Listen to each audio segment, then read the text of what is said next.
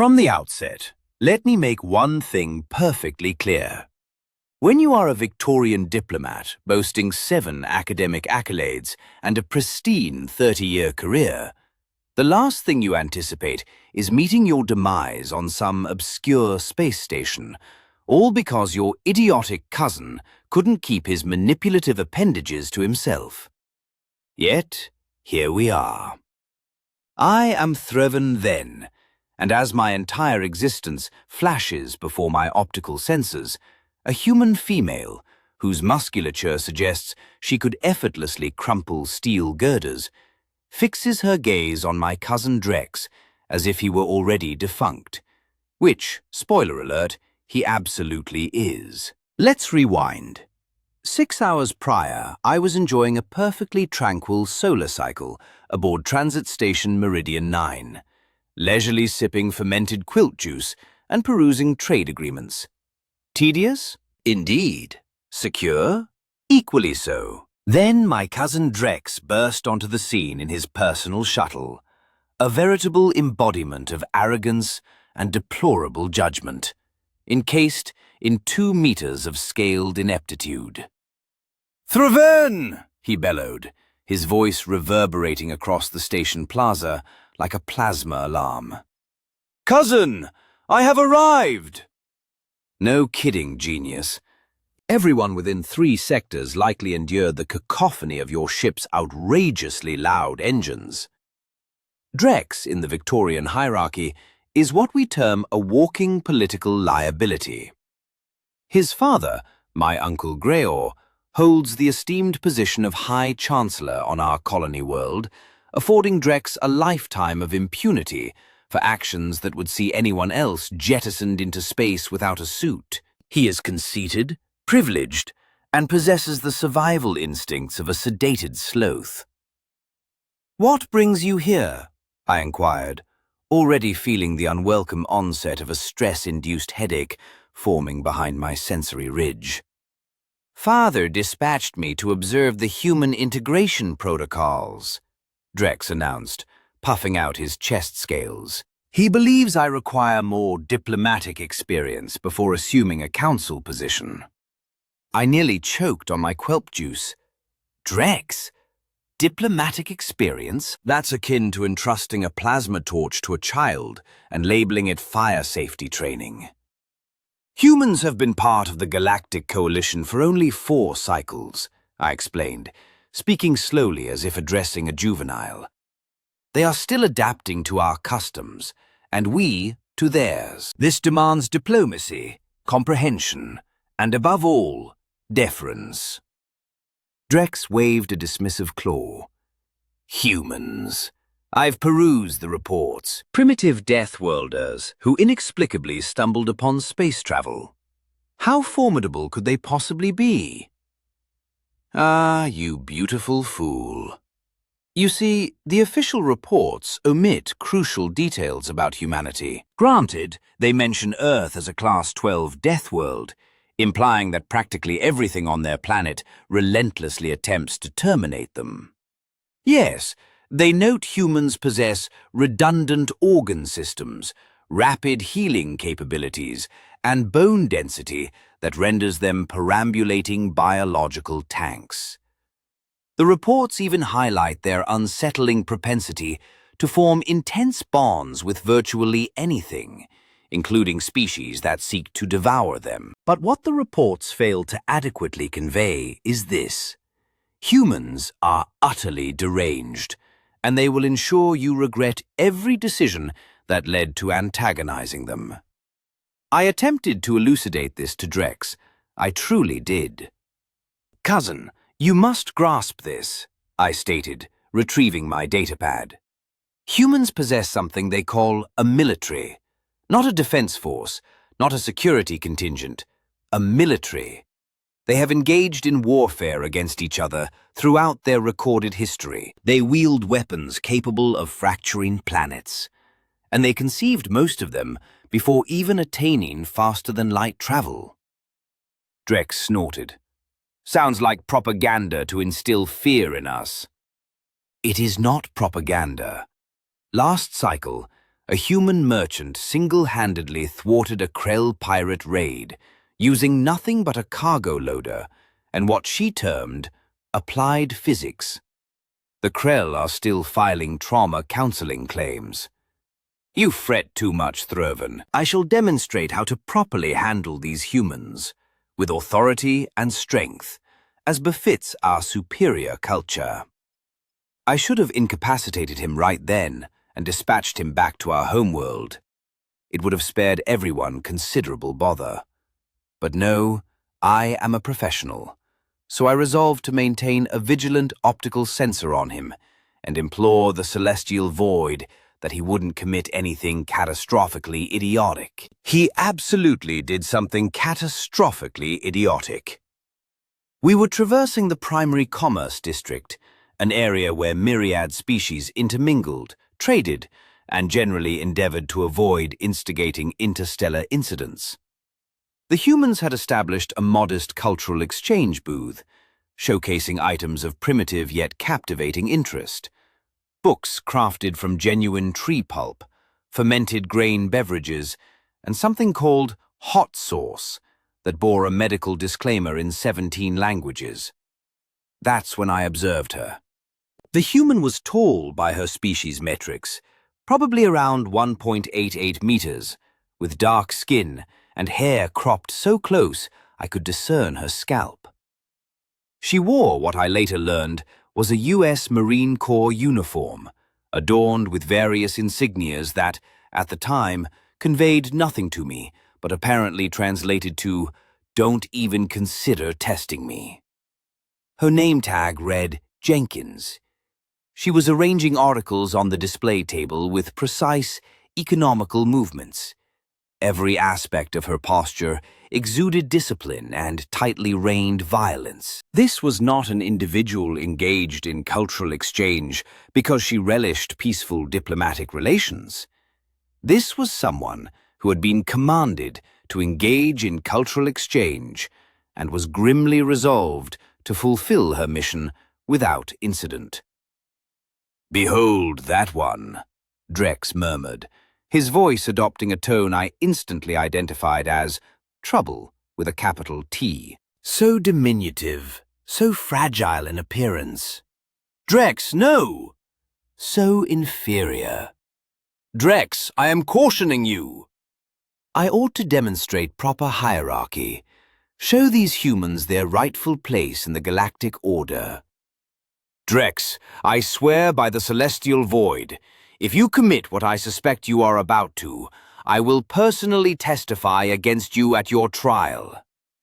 But he was already in motion, striding towards the human booth with the unshakable confidence of someone who has never confronted repercussions for their actions. I scrambled after him, my career flashing before my senses like a distress beacon. Drex approached Marine Jenkins directly, towering over her with his full height. She slowly looked up, her face devoid of expression, her eyes the hue of terrestrial storms. "Human!" Drex announced loudly, ensuring everyone in the vicinity could hear. "Your display impedes the proper flow of foot traffic. Relocate it." Jenkins's expression remained unchanged. "Sir, this booth has received approval from station administration. If you have a grievance, you may lodge it at the Commerce Office on Level 3. Her voice was calm, professional, and terrifying in its control. Drex's scales ruffled with irritation. "I am not lodging anything. I am instructing you to move, now." "I am unable to comply with that order, sir." "Oh no. Oh no. No. No." I could foresee the unfolding disaster, like witnessing a plasma core breach in slow motion. Drex leaned closer, his breath likely reeking of the spiced meat he had consumed earlier. "Perhaps you failed to comprehend your position here, little human. We Vexorians are a first contact species. We have navigated the stars for over 2,000 cycles. Your kind has barely departed its planetary nursery. When I issue an order, you obey it." Something flickered in Jenkins's eyes. Not fear, Not anger, but something colder, more calculated. "Sir, I'm going to require you to step back." "Or what?" Drex laughed, a sound akin to grinding gears. "What will you do, primitive?" Then he committed the fatal error. He reached out and struck her. Not a full-force blow, mind you, just a dismissive, backhanded swipe across her face. The kind of casual violence Drex likely believed would put her in her place, make her grasp the natural order of things. The sound reverberated through the commerce district like a gunshot. Time seemed to halt. Jenkins's head barely stirred from the impact. She slowly turned her face back to confront Drex directly. A thin stream of blue-green blood, human blood, trickled from the corner of her mouth. Her expression remained unaltered. "Sir," she said quietly, her voice somehow reaching every corner of the suddenly silent plaza. "You have just committed a grave error." Drex opened his mouth, presumably to utter another monumentally idiotic remark. But I was already in motion, attempting to seize his arm, to pull him away, to salvage what was rapidly spiraling into a diplomatic nightmare of historic proportions. "Cousin, we must depart immediately." But Drex shrugged me off. "She is merely one small human, Throven. What can she possibly do?" Jenkins wiped the blood from her mouth with the back of her hand. She observed it for a moment, then looked back at Drex. "You know what?" she said, and I swear I detected a hint of satisfaction in her voice. "I have been on this station for 6 months. 6 months of cultural sensitivity training, 6 months of diplomatic protocols, 6 months of being instructed to smile and represent Earth positively." She rolled her shoulders, and I heard joints pop in a way that made my scales itch. 6 months of keeping my hands to myself. Oh, celestial void. But you just assaulted a United States Marine in public. She smiled, and it was the most terrifying sight I had ever witnessed. All teeth, no warmth, pure predator. "And baby, you just liberated me from my diplomatic obligation." What transpired next took approximately 3 seconds. I know this because station security footage later provided the timestamp. 3 seconds that extinguished a life, a career, and my naive belief that anything in this universe made sense anymore. Second one. Jenkins moved. I did not even perceive her initial strike. One moment she stood at her booth, the next her fist was embedded in Drex's thorax with such force that I heard his chest plates crack like shattered ceramics. Drex's eyes widened, his mouth agape in shock as he tried to process how such a diminutive being could strike so powerfully. Second 2. The follow-up.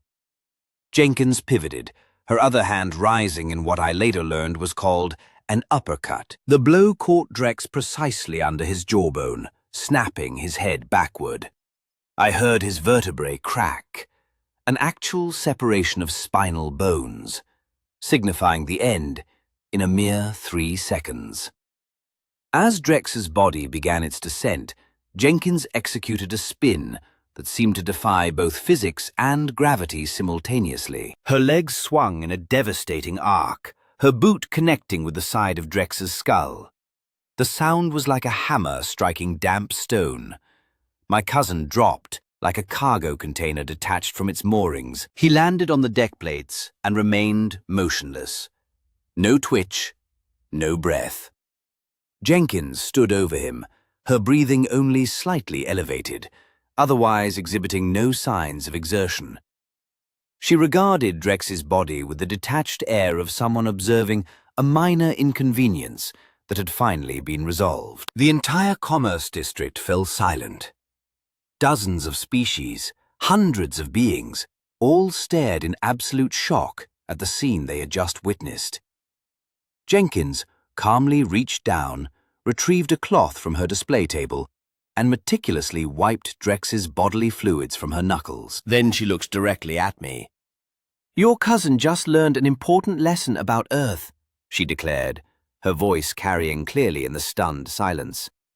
"We do not start fights." She dropped the cloth onto Drex's body, adding, "But we sure as hell finish them."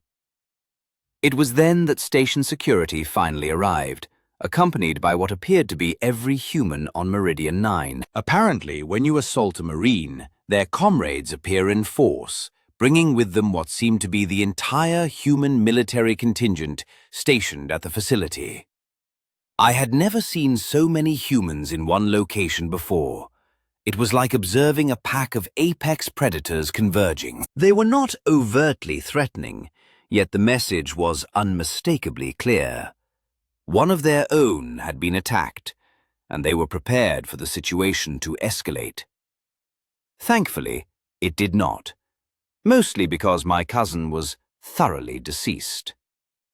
The human commander, a grizzled man named Colonel Marcus Webb, arrived and efficiently assessed the situation. He looked at Jenkins, then at Drex's body, and finally at me. "Your associate struck my Marine?" he inquired, his voice raspy and weary. "Yes," I confessed. For what else could I say? He had. Webb nodded slowly. "Jenkins, report." "Sir, the deceased struck me across the face without provocation or warning after I declined to follow his illegal order to move an authorized cultural display." I responded with appropriate defensive force. "Sir, I may have gotten some of his fluids on the station deck. I apologize for the mess." Webb gazed at her for a long moment, then at Drex's undeniably dead body, then back at her. "Jenkins, that was not defensive force. That was offensive termination." "Yes, sir." "You killed him in 3 seconds. 3.2 seconds, sir. I am a little rusty." Webb's mouth twitched. I believe he was attempting to suppress a smile. "You are aware this will create an interstellar incident?" "Yes, sir. Worth it." And that, my friends, is how I found myself 6 hours later in a station security office, watching my career evaporate like water on a hot engine, while attempting to explain to my uncle via subspace transmission why his son was currently residing in the station morgue. The transmission quality was excellent, which allowed me to observe every detail of my uncle's face as it cycled through shock, rage, grief, before settling on something far more dangerous: cold calculation. Then he spoke, his voice like ice grating over steel. "You allowed my son to be murdered, Uncle." "I tried to stop him. He would not listen. He struck a human military officer in public. The station footage clearly shows. I do not care about footage. I care that my son is dead at the hands of a primitive deathworlder, and you stood by and did nothing." "There was nothing I could do. It happened in 3 seconds. My uncle leaned forward, his image filling my screen. "Then hear me clearly, nephew. I am calling an emergency session of the High Council. I am demanding that the Galactic Coalition charge this human with murder and hand her over to us for justice. And if they refuse, I am prepared to withdraw our entire membership and backing from the Coalition." My blood ran cold. "Uncle, you cannot be serious. The economic implications alone." "My son is dead. There will be consequences. I will have my justice, even if I have to tear apart the Coalition to get it." The transmission ended, leaving me staring at a blank screen and reflecting on how spectacularly everything had gone awry. Outside the security office window, I could see Jenkins being debriefed by her command staff. She appeared calm, professional, utterly unfazed by the fact that she had just taken a life and potentially triggered an interstellar crisis. Humans, I was beginning to comprehend, operated on a completely different set of rules than the rest of us. And I was about to discover just how profoundly different those rules truly were. So there I was, seated in a conference room that carried the faint aroma of recycled air and human coffee, which I'm told is a mild stimulant for them, but smells to my olfactory senses like burnt industrial lubricant. Across from me sat 3 humans who were poised to explain why my entire species had made a catastrophic miscalculation. Colonel Marcus Webb, the grizzled military commander I mentioned earlier. Ambassador Patricia Okonkwo, a human diplomat who radiated a dangerous competence that made me uneasy. And Captain Jenkins herself, sitting there with a bandage on her lip and absolutely no remorse in her eyes. Mr. Thrilvan, Ambassador Okonkwo began, her voice as smooth as refined titanium. We understand your uncle is making some rather serious demands. Demands? I chuckled, though it came out more as a nervous chirping sound. He's threatening to pull the entire Victorian sector out of the coalition unless Jenkins is turned over for execution. He has the political backing to do it, too. This is a nightmare. Webb leaned back in his chair, which groaned under his weight.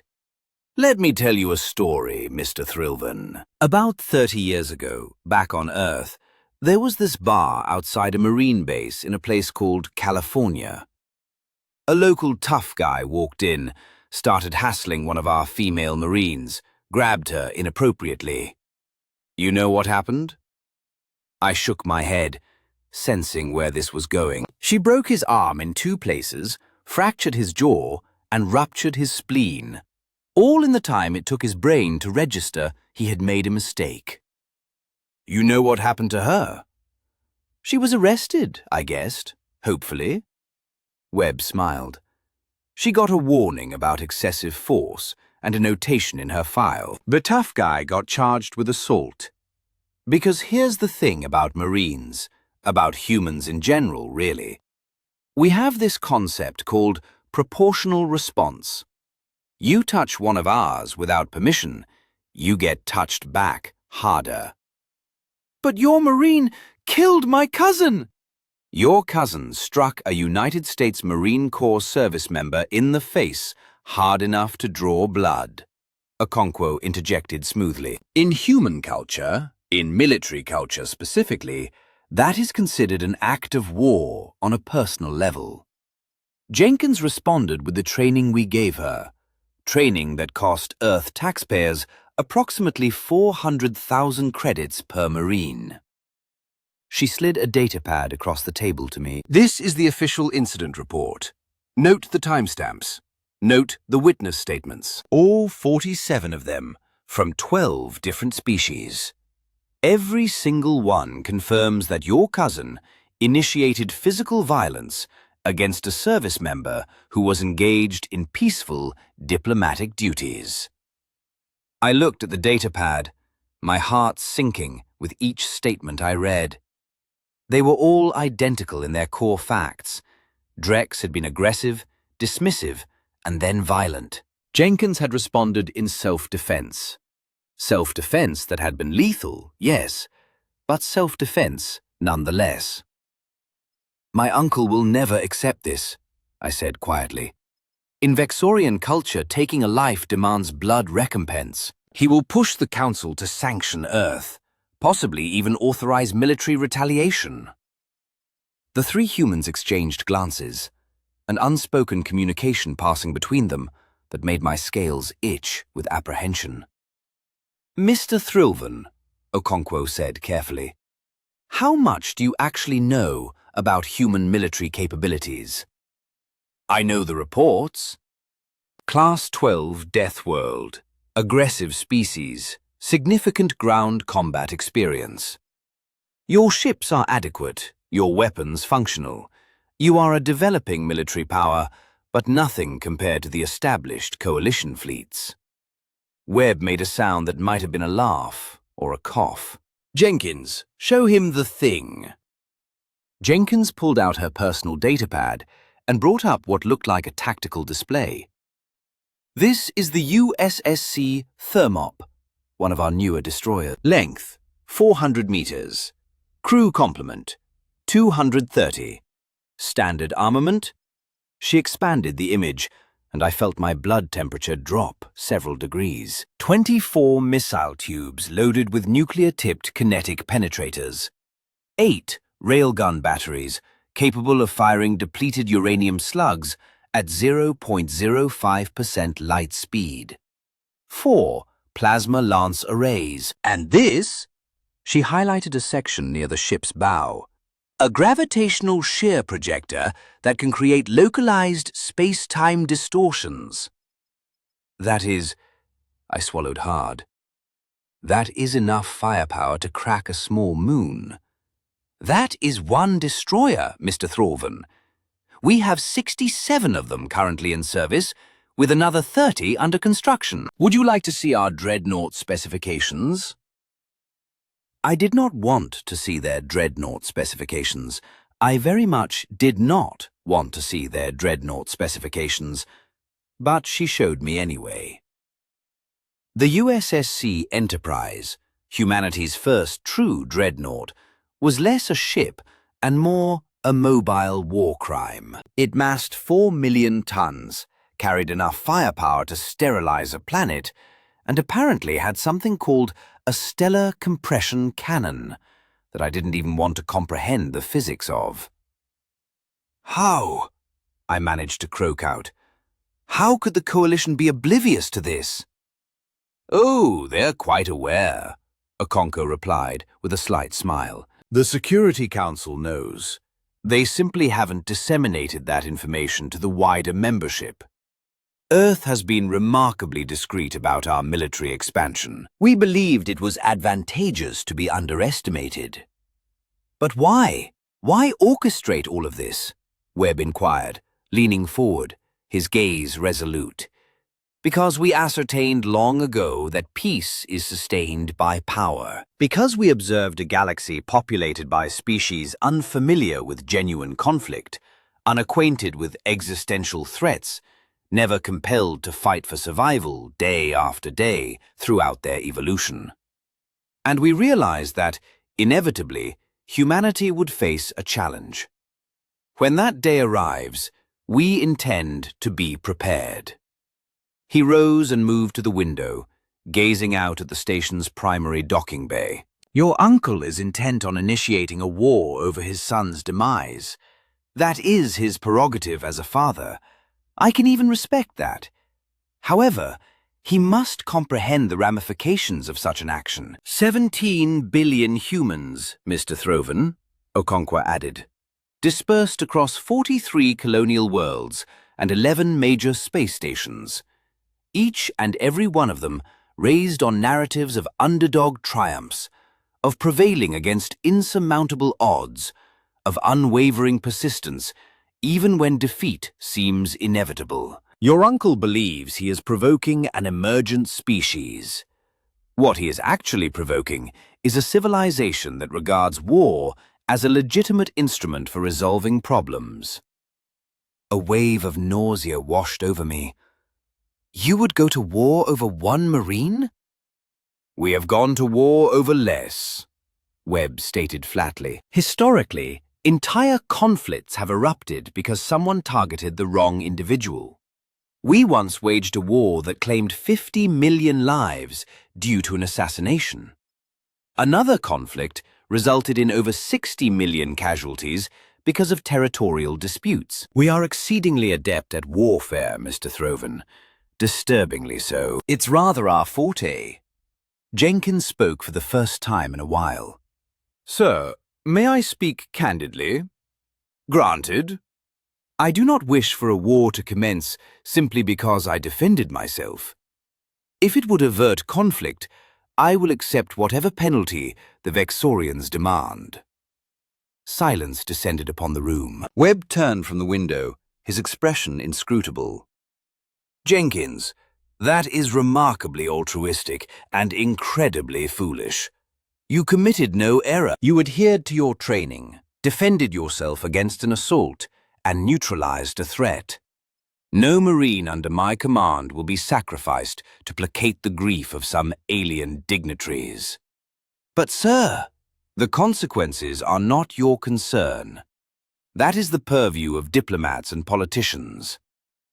He cast a glance at Okonkwo. Make this disappear. The ambassador's smile was not one of warmth. Already in progress, Colonel. Miss Throven, I need you to convey a message to your uncle. Can you do that? I nodded, my voice failing me. Tell him this. Earth extends its condolences for his bereavement. We empathize with his grief. However, Marine Captain Angela Jenkins acted in lawful self-defense against an unprovoked attack. She will not be surrendered. She will not be punished.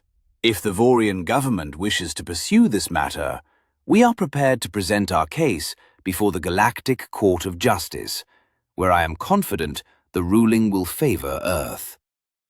She paused, allowing her words to resonate. Furthermore, inform him that any attempt to sanction, blockade, or undertake military action against Earth or its interests will be construed as an act of war. And unlike his son, Earth does not issue threats we are unprepared to fulfill. He will never back down, I protested. You do not comprehend Victorian honor culture. His son's death demands retribution. Then help me understand, Okono said, her tone softening almost to gentleness. Elucidate, Your Honor, culture for me. I inhaled deeply, endeavoring to organize my thoughts. In our society, lineage is paramount. Bloodlines dictate status, opportunities, future prospects. When an individual from a powerful bloodline is killed, particularly the heir of a high chancellor, it is not merely personal, it is political. My uncle's entire standing within the council hinges on his response to this. If he appears weak, if he permits his son's death to go unavenged, he forfeits everything. So, it is not truly about justice, Okono mused. It is about appearances, about preserving authority. Is that not analogous in your culture? Sometimes, she conceded. But we also have a maxim: do not initiate conflicts you cannot win. Your uncle requires an escape route, a means of preserving his dignity without resorting to war. So, let us provide him with one. She activated a holographic display, showcasing various legal documents and precedents. Here is our proposition: a formal inquiry conducted by a neutral third party, let's say the Laxian Judicial Council. They will review the evidence, interview witnesses, and render a determination regarding the legality of Jenkins's actions. The Theaxians are notorious for their protracted proceedings, I said slowly, beginning to grasp the implications. Such an inquiry could span cycles. Precisely, and during that interim, everyone has the opportunity to calm down. Your uncle can inform his counsel that he is pursuing justice through appropriate channels. Jenkins remains in human custody pending the inquiry. And when the Thalaxians inevitably rule that she acted in self-defense, which they will, given the overwhelming evidence, your uncle can accept the ruling with dignity. You are providing him with political cover, I realized, perceiving a way for him to cede without losing face. We are offering everyone a way out of a ridiculous situation that should never have materialized in the first place, Webb growled. Your cousin was an imbecile who learned a harsh lesson. I am genuinely sorry he perished, but I will be damned if I permit his foolishness to plunge two civilizations into war. I remained seated for an extended period, absorbing everything. The humans had completely outmaneuvered us. They possessed the evidence, the legal precedent, the military might to reinforce their stance. And now, they were proposing a diplomatic resolution that would enable my uncle to salvage his pride. They had anticipated every eventuality. You orchestrated this, I blurted out. All of it! You knew something like this might eventually occur. Oku's expression remained unchanged. We maintain contingency plans for most scenarios. Yes, humans can be optimistic, but we are not naive. We understood that eventually someone would challenge us. Better to be prepared. And if my uncle refuses, if he nonetheless demands war? Webb returned to the table, placing both hands on its surface and leaning forward until his face was level with mine. Then we will grant him a war, Mr. Throven. And 3 generations hence, Vorian parents will recount terrifying tales to their children about the time their people provoked the humans and discovered why you do not pick fights with deathworlders. The truly unsettling aspect was that I believed him. I exited the conference room in a daze, spending the next several hours composing a subspace message to my uncle that somehow conveyed both the human offer and the utterly terrifying reality of what would transpire if he declined. I chose my words meticulously, emphasizing the honor in accepting a neutral judicial review, the wisdom of eschewing rash decisions during times of bereavement. His response arrived 2 hours later. 2 hours during which I consumed an entire bottle of fermented quilp juice and contemplated a change in career. When his face appeared on my screen, he looked perceptibly older, more world-weary. Throven, I have reviewed your message. I have also received communications from several other council members who have apparently been contacted by human diplomats. They all reiterate the same advice. Accept the inquiry. Preserve dignity. Move forward. Uncle, I believe it is the correct path. Justice will still be served, but through proper channels. He remains silent for a prolonged moment. Tell me, nephew, this human who killed my son, do you believe she regrets it? I thought of Jenkins, seated in that conference room, her calm demeanor, her steady voice. No, Uncle, I do not believe she regrets defending herself. But I do believe she regrets that it came to that. And if I demand war, if I pressure the Council to authorize retaliation, then thousands will perish, Uncle, perhaps more, and at its conclusion, you will still have lost your son, but you will have lost much more besides. Another lengthy silence. When he spoke again, his voice was hollow. Drex was my sole offspring, Throven, my heir, my legacy. And he died because he was too arrogant to comprehend that the universe is indifferent to our pride. I know, Uncle. I am sorry. So am I, nephew. So am I. He straightened slightly, some of his former authority reasserting itself. I will accept the inquiry. I will abide by the ruling, whatever it may be. But I want you to deliver a message to that human marine for me. Of course.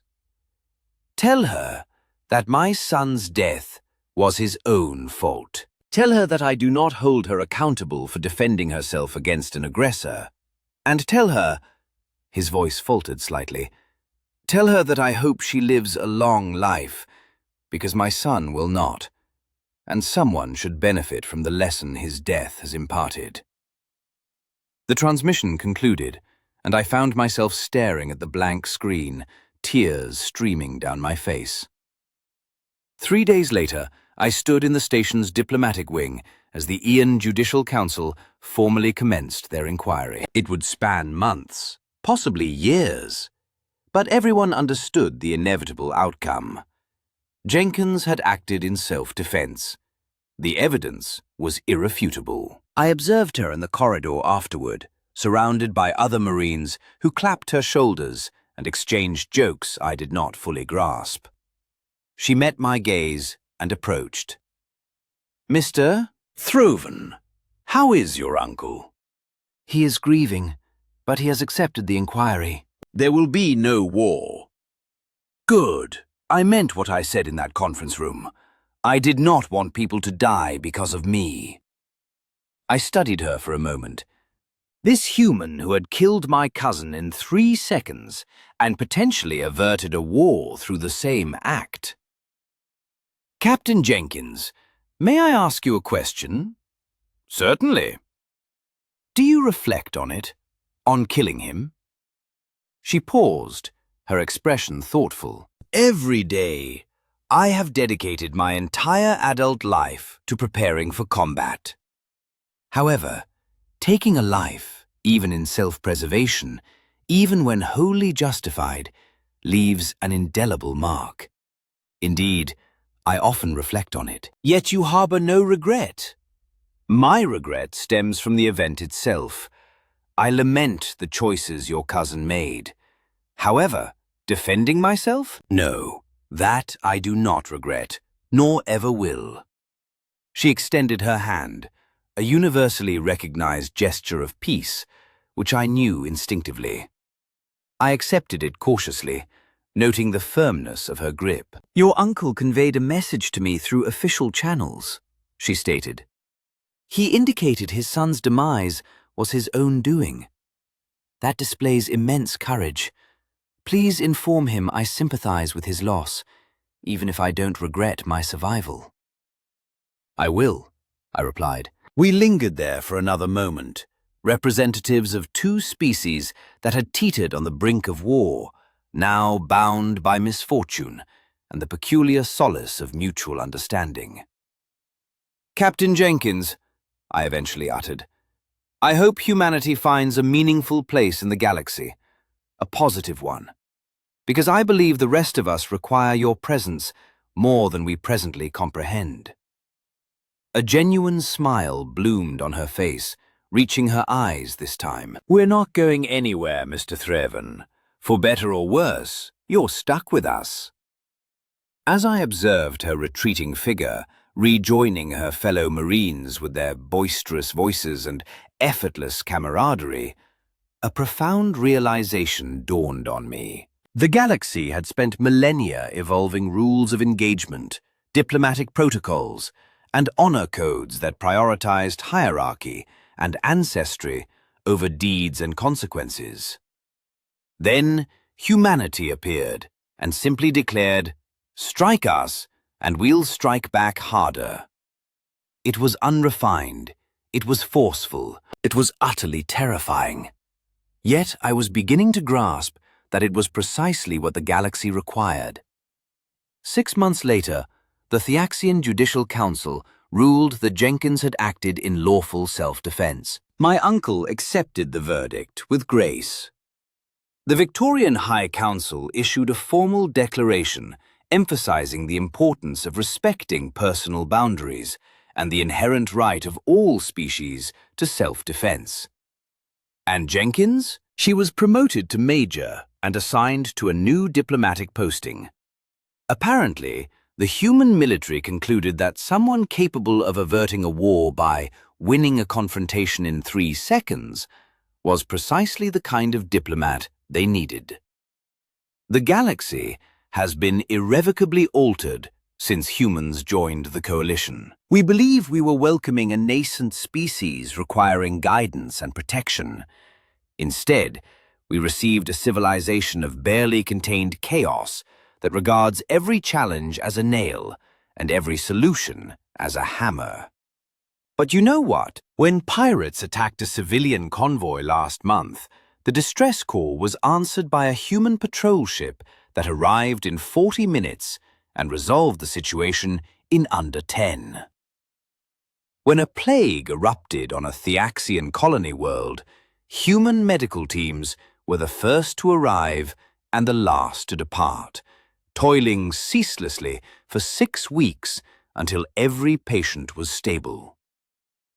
When the Krell Empire began making noises about reclaiming disputed territories, a single human dreadnought stationed itself in orbit, and the Krell suddenly recalled urgent business elsewhere. We dedicated thousands of cycles to constructing a civilization founded on status, lineage, and intricate honor codes.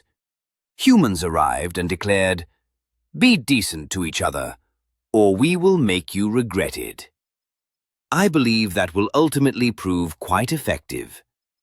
My name is Thrurvin Ven, and I survived the day my foolish cousin discovered why one does not strike a United States Marine.